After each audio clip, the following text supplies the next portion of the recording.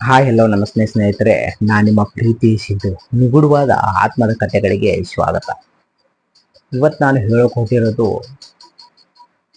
ಸೇವಂತಿ ಅಂತೇಳಿ ಅವಳ ಜೀವನದಲ್ಲಿ ನಡೆದಂಥ ಒಂದು ನಿಜವಾದ ಘಟನೆ. ಅವಳು ನನ್ನ ಹತ್ರ ಶೇರ್ ಮಾಡ್ಕೊಂಡಿರ್ತಾಳೆ. ಆ ಸ್ಟೋರಿಯನ್ನು ನಿಮ್ಮ ಮುಂದೆ ಹೇಳ್ತಾ ಇದ್ದೀನಿ ಸ್ನೇಹಿತರೆ. ಅವಳ ಸೇವಂತಿ ಬಂದ್ಬಿಟ್ಟು ಅವಳ ತಾಯಿ ಮತ್ತು ಅವಳ ತಂಗಿ 3 ಜನ ಇರ್ತಾರೆ. ಅವ್ರ ತಂದೆ ಒಂದು ಆಕ್ಸಿಡೆಂಟಲ್ಲಿ ತೀರಿ ಹೋಗಿರ್ತಾನೆ. ಆದ ಕಾರಣದಿಂದ ಆ ಕುಟುಂಬದ ಜವಾಬ್ದಾರಿ ಎಲ್ಲ ಅವಳ ತಾಯಿ ಮೇಲೆ ಬಿದ್ದಿರುತ್ತೆ. ಆ ಸೇವಂತಿ ಮತ್ತು ಅವಳ ತಂಗಿಯನ್ನು ಇವಳ ತಾಯಿಯನ್ನವಳು ಒಂದು ಮನೆಯಲ್ಲಿ ಕೆಲಸ ಮಾಡುತ್ತಾ ಇವಳ ಆ ಸ್ಕೂಲನ್ನು ಕಲಿಸ್ತಾ ಹಾಗೆ ಒಂದು ಚಿಕ್ಕದಾದ ಜೀವನವನ್ನು ನಡೆಸ್ತಾ ಇರ್ತಾರೆ. ಹೀಗೆ ತುಂಬ ಚೆನ್ನಾಗಿದ್ದ ಕೂಡಲೇ ಒಂದಿನ ಬಂದ್ಬಿಟ್ಟು ಸೇವಂತಿ ಅನ್ನೋಳು ಫಸ್ಟ್ PUC ಹೋಗ್ತಾ ಇರ್ತಾಳೆ. ಅವಳ ತಂಗಿ ಒಂದು 5ನೇ ಕ್ಲಾಸ್ ಹೋಗ್ತಾ ಇರ್ತಾಳೆ.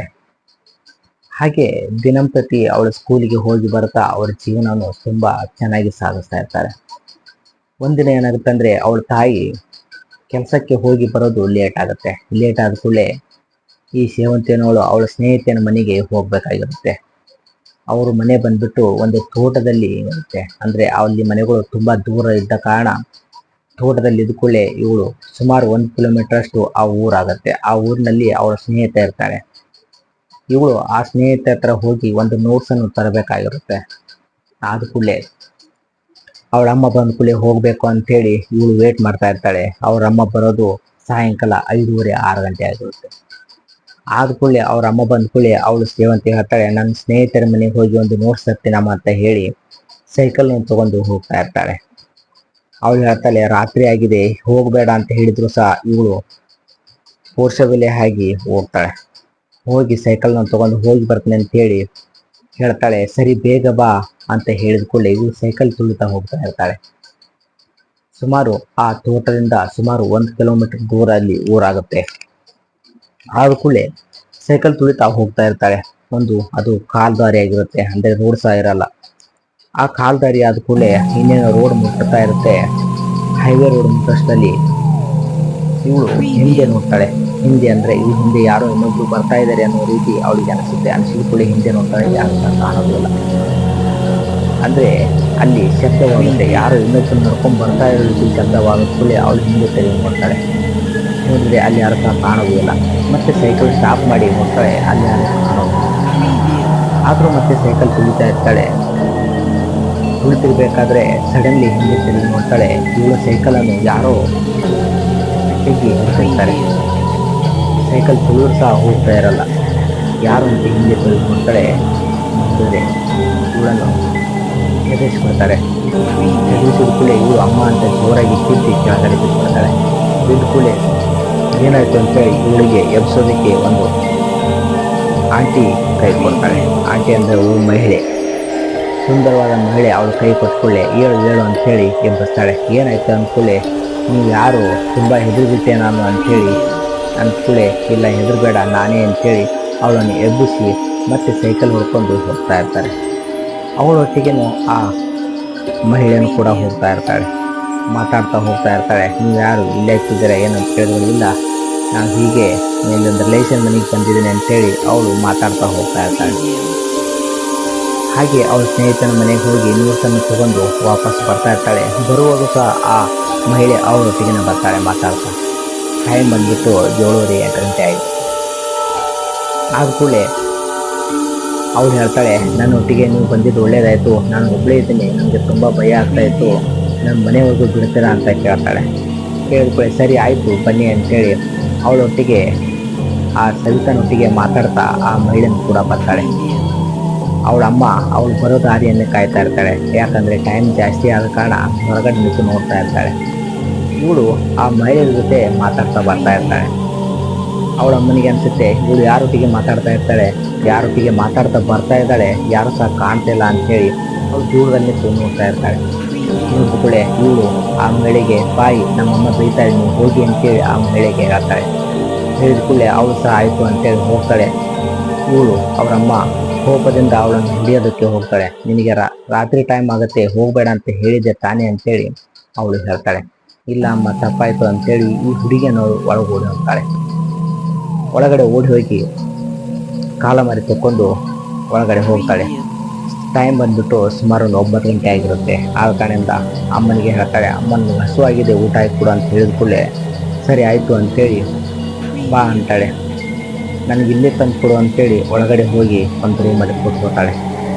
ಕೂತ್ಕೊಂಡು ಸರಿ ಆಯಿತು ಅಂತೇಳಿ ಅವರ ಮಗಳಿಗೆ ಬೇಕೋತ ಆ ತಾಯಿ ಅನ್ನೋಳು ಊಟವನ್ನು ಅಲ್ಲೇ ಒಳಗಡೆ ಕೊಡ್ತಾಳೆ. ಕೊಟ್ಟು ಕೂಡಲೇ ಊಟ ಮಾಡ್ತಾ ಇರ್ತಾಳೆ. ಮಾಡ್ತಿರ್ಬೇಕಾದ್ರೆ ಇವಳಿಗೆ ದಾರಿಯಲ್ಲಿ ಸಿಕ್ಕಂಥ ಮಹಿಳೆ ಆ ರೂಮಿನ ಒಳಗಡೆ ಹೋಗ್ತಾಳೆ. ನೀವು ಇಲ್ಲೇ ಬಂದ್ರ ಸರಿ ಅಂತೇಳಿ ಆ ಸವಿತಾ ಅನ್ನೋಳು ಆ ಮಹಿಳೆಯ ಜೊತೆ ಮಾತಾಡ್ತಾ ಇರ್ತಾಳೆ. ಅವತ್ತು ಮಾತಾಡ್ತಾ ನಿಮ್ಮ ಅಮ್ಮ ಬೇಯ್ತಾ ಇದ್ದಾರಲ್ಲ ಹಾಗೆ ಅಂತೇಳಿ ಅವಳು ಹೇಳ್ತಾ ಇರ್ತಾಳೆ. ಅವಳು ಹಾಗೆ ನಮ್ಮಮ್ಮ ಅಂತೇಳಿ ಅವಳು ಸಹ ಹೇಳ್ತಾ ಇರ್ತಾಳೆ. ಅವಳ ತಾಯಿ ಒಳಗಡೆ ಬಂದು ನಿಮ್ಗೆ ಮಾತಾಡದೆ ಊಟ ಮಾಡ್ಲಿಕ್ಕೆ ಆಗಲ್ವಾ ಅಂತೇಳಿ ಜೋರಾಗಿ ಬೈದು ವಾಪಸ್ ಹೋಗ್ತಾಳೆ. ಸರಿ ಆಯ್ತು ಅಂತೇಳಿ ಇವಳು ಊಟ ಮಾಡಿ ಹೇಳ್ತಾಳೆ. ಅವಳು ಸರಿ ನಿಮ್ಮಮ್ಮ ಬೇಯ್ತಾ ಇದ್ದಾರೆ ಅಂತೇಳಿ ಆ ಮಹಿಳೆಯನವಳು ಹೊರಗಡೆ ಹೋಗ್ತಾಳೆ. ಆದ ಕೂಡಲೇ ಹೀಗೆ ದಿನಂಪ್ರತಿ ಕಳೀತಾ ಇರುತ್ತೆ. ಒಂದು 2-3 ದಿನ ನಾರ್ಮಲ್ ಇದ್ದ ಕೂಡಲೇ 3ನೇ ದಿನ ಇವಳು ಊಟ ಮಾಡಿ ಮಲಗಿರ್ತಾಳೆ. ಮಲಗಿದ ಕೂಡಲೇ ಅವ್ರ ತಾಯಿ ಮತ್ತು ಅವ್ರ ತಂಗಿ ಕೆಳಗಡೆ ಮಲಗಿರ್ತಾರೆ. ಮಲಗಿದ ಕೂಡಲೇ ಇವರು ಹಾಗೆ ಸ್ವಲ್ಪ ರಾತ್ರಿ ಎಚ್ಚರ ಕೂಡಲೇ ವಿಂಡೋದ ಕಡೆ ನೋಡ್ತಾಳೆ. ನೋಡಿದ್ರೆ ಅಲ್ಲಿ ಹೊರಗಡೆ ಯಾರೋ ಇವಳನ್ನೇ ಕೈ ಮಾಡಿ ಕರೆಯೋ ರೀತಿ ಕಾಣ್ತಾ ಇರುತ್ತೆ. ಅಂದರೆ ಒಬ್ಬ ವ್ಯಕ್ತಿ ನಿಂತು ಇವಳನ್ನು ಕರಿತಾ ಇರ್ತಾನೆ. ಇವಳಿಗೆ ತುಂಬ ಭಯ ಆಗುತ್ತೆ. ಭಯ ಆದ ಕೂಡಲೇ ಬಿಡಿಸಿಟ್ಟನ್ನು ತುಂಬ ಹೊಚ್ಕೊಂಡು ಮಲಗ್ತಾಳೆ. ಬಂದ ಕೂಡಲೇ ವಾಪಸ್ಸು ತೆರೆದು ನೋಡ್ತಾಳೆ. ಮೆಲ್ಲ ನಡೆದ ಕೂಡಲೇ ಅಲ್ಲಿ ಯಾರು ಸಹ ಕಾಣೋದೇ ಇಲ್ಲ. ಇವಳು ನಿದ್ದೆ ಹತ್ತಲಾದ ಕಾರಣ ಸ್ವಲ್ಪ ಎದ್ದು ಹೊರಗಡೆ ಬರ್ತಾಳೆ. ಅಂದರೆ ಹಾಲಲ್ಲಿ ಬಂದು ನೀರು ಕುಡಿತಾ ಇರ್ತಾಳೆ. ನೀರು ಕುಡಿತಿರ್ಬೇಕಾದ್ರೆ ಇವರ ಮನೆಯ ಡೋರು ಸೌಂಡ್ ಆಗುತ್ತೆ. ಅಂದರೆ ಯಾರೋ ಡೋರ್ ತಟ್ತಾ ಇರೋ ಹಾಗೆ ಸೌಂಡ್ ಆಗುತ್ತೆ. ಸೌಂಡ್ ಆದ ಕೂಡಲೇ ಇವಳು ತುಂಬ ಭಯ ಬಿದ್ದು ಓಡಿ ಬರ್ತಾಳೆ. ಓಡಿ ಬಂದು ಅದೇ ಬೆಡ್ ಮೇಲೆ ಮಲಗ್ತಾಳೆ. ಮಲಗಿದ ಕೂಡಲೇ ಇದೇ ರೀತಿಯಾದ ಅನುಭವ ಅವಳಿಗೆ ದಿನ ಆಗ್ತಾ ಇರುತ್ತೆ. ಮತ್ತೆ ಸ್ಕೂಲಿಗೆ ಬೆಳಗ್ಗೆ ಎದ್ದ ಕೂಡಲೇ ಸ್ಕೂಲಿಗೆ ಹೋಗಿ ಬಂದು ಮಾಡ್ತಾ ಇರ್ತಾಳೆ. ಅದೇ ಸ್ಕೂಲಿಗೆ ಹೋಗಬೇಕಾದ್ರೆ ಇವಳು ಆ ಮಹಿಳೆಯನ್ನು ಭೇಟಿಯಾಗಿದ್ದು ಆ ಮಹಿಳೆ ದಿನಂಪ್ರತಿ ಅವಳೊಟ್ಟಿಗೆ ಹೋಗೋದು ಬರೋದು ಅವಳು ಮಾಡ್ತಾ ಇರ್ತಾಳೆ. ಇವಳು ಯಾಕೆ ಒಬ್ಬಳೆ ಮಾತಾಡ್ತಾ ಇರ್ತಾಳೆ, ಹೀಗೆ ಮಾಡ್ತಾ ಇದ್ದಾಳೆ ಅಂತೇಳಿ ಅವಳಿಗೆ ಸಹ ಅನಿಸುತ್ತೆ. ಅನಿಸಿದ ಕೂಡಲೇ ಅವಳು ಮತ್ತೆ ರಾತ್ರಿ ಒಂದಿನ ಮಲಗಿರ್ತಾಳೆ. ಮಲಗಿದ ಕೂಡಲೇ ಆ ಹೊರಗಡೆ ಕಾಣ್ತಿರುವಂಥ ವ್ಯಕ್ತಿ ಅದೇ ದಿನ ರಾತ್ರಿ ಬರ್ತಾನೆ. ವಿಂಡೋದಲ್ಲಿ ನಿಂತು ಇವಳನ್ನು ಕೈ ಮಾಡಿ ಕರಿತಾ ಇರ್ತಾನೆ. ಇವಳಿಗೆ ತುಂಬ ಭಯ ಆದ ಕೂಡಲೇ ಜೋರಾಗಿ ಚೀರ್ಬಿಡ್ತಾಳೆ.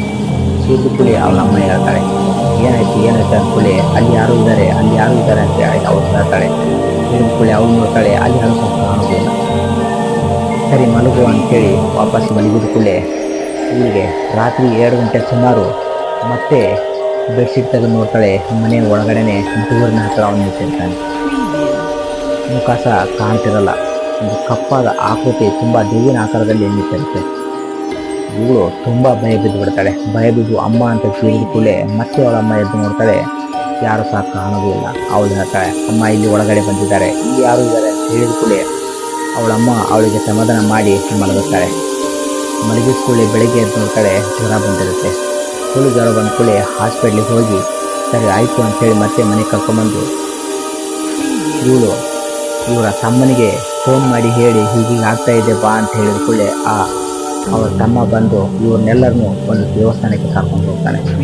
ದೇವಸ್ಥಾನಕ್ಕೆ ಕರ್ಕೊಂಡು ಹೋಗಿ ಆ ಪೂಜಾರಿ ನನಗೆ ಭೇಟಿಯಾಗಿ ಹೀಗೀಗೆ ಆಗ್ತಾ ಇದೆ ಅಂತ ಹೇಳ್ತಾನೆ. ಹೇಳಿದ ಕೂಡಲೇ ಅವನು ಆ ಪೂಜಾರಿಯನ್ನು ಕೌಡೆ ಹೋಗೋದು ನೋಡ್ತಾನೆ. ಅದು ಪೂಜಾರಿ ಮಂತ್ರ ಹೇಳ್ತಿರ್ಬೇಕಾದ್ರೆ ಈ ಸವಿತಾ ಅನ್ನೋಳು ಹೊರಗಡೆ ನೋಡ್ತಾ ಇರ್ತಾಳೆ. ದೇವಸ್ಥಾನದ ಹೊರಗಡೆನೆ ನೋಡ್ತಾ ಇರ್ತಾಳೆ. ಎನಿ ಟೈಮ್ ನೋಡ್ತಾ ಇರ್ತಾಳೆ. ಅದು ಯಾಕೆ ಅಂತ ಆ ಪೂಜಾರಿಗೆ ಗೊತ್ತು.